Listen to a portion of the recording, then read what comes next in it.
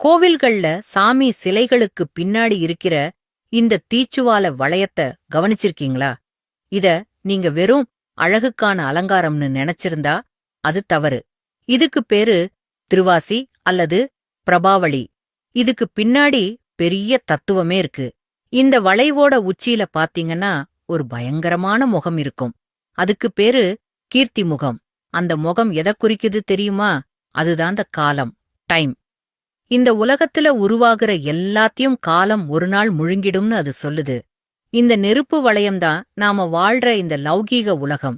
இன்பம், துன்பம், பிறப்பு, இறப்புன்னு இந்த உலகம் ஓயாம அலைக்கழிச்சுக்கிட்டே இருக்கு.